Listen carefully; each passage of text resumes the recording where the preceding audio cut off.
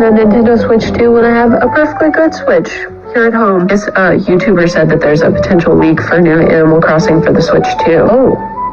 I've actually always been a fan and a supporter of the Switch 2, and I can't wait to buy it. I really hope this turns out to be true. I believe it would be really exciting to get an Animal Crossing game this early into the Switch generation. It seems fitting. Let's hold hands and manifest, because this could be our time, Animal Crossing fans. If the headline makes you excited or angry or hopeful or scared, the more likely you are to share that headline, to run with it. That's why YouTubers are more likely to make their video title YouTuber leaks new Animal Crossing coming 2026 rather than unconfirmed rumors suggests possible upcoming announcement. That one doesn't make you feel much. And then we click on it. We click on the clickbait. We always do. And we hate it. We hate that we do it. But we do it because it makes us feel alive. It makes us feel. And in this case, the case of my fake leak, it was the feeling of excited and hopefulness that made this go viral. Whereas this video is probably more likely to affect people in that way, which I'm very nervous about. In fact, that's me. This is all of us right here, the four emotions that we're all feeling. This very fact, this affect bias, it applies here directly to Animal Crossing. It's why my leak blew up more than if I had said something like a new Chibi Robo game was coming out, because then I'm relying on Eugene, the one Chibi Robo fan, to spread this leak for me, and you can't go viral with just Eugene. Recently, a lot of people have been feeling like an Animal Crossing is coming, and possibly even really close to being announced. So when I said one was, they believed me because they wanted to. The Animal Crossing tease for 2026, getting us that franchise far earlier in the life cycle than Switch 1, which to me, like we can talk about this more later, but to me, giving it to us that early means when more long-term feeling right is more important than being right. That's affect bias. Researching and learning about all of this psychology and biases, it's not a journey I expected to go on when I decided to lie on my podcast, but it also is the biggest revelation I had on this weird, deceitful journey. I've said multiple times in this video that I am very sorry and that I regret doing this, and I am and I do, but this experiment quite literally could not have happened unless somebody lied and then tracked it, because it couldn't have been a real leak. If it was real, none of this would matter.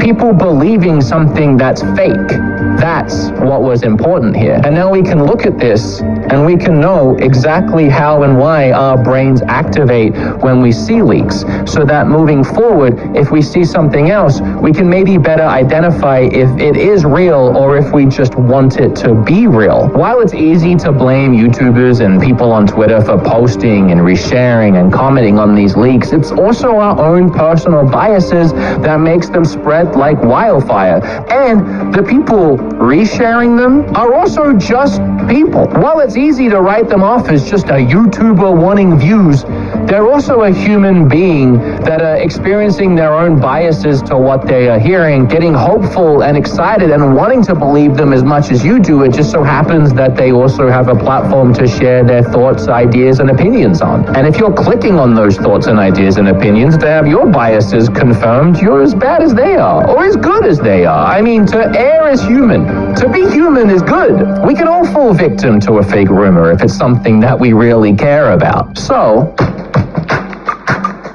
it's not like we can beg the people that post leaks, fake or otherwise, to pretty please just stop doing it. I mean, that's never going to happen. Well, I already mentioned that you could try to verify the source, especially when that source is so publicly available. But that's not always possible. And it also doesn't always mean that you're going to get a reply as soon as you want to make a video. So instead, in the same vein, let's take a look at how my leak was described online. In fact, throughout this video, I've actually been intentionally referring to what I did as a leak. In fact, I think I've said the word leak at least 50 times so far, and none of you probably even batted an eye, because that's what I did, right? I leaked something.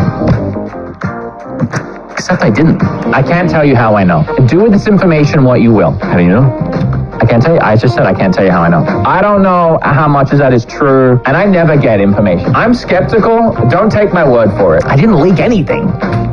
I mean, yeah, because I was lying, but that's not what I mean. I didn't show any proof of anything. I didn't reveal anything real. Even if I had a real source, which I didn't, it would have been me just spreading a rumor. A leak is something much more tangible, more real. Like, you remember when the photos of the Switch 2 shell and design and motherboard and everything go posted online from the factory? That's a leak. Or like when footage of The Last of Us 2 gameplay was circulating online well before the game released. That's a leak.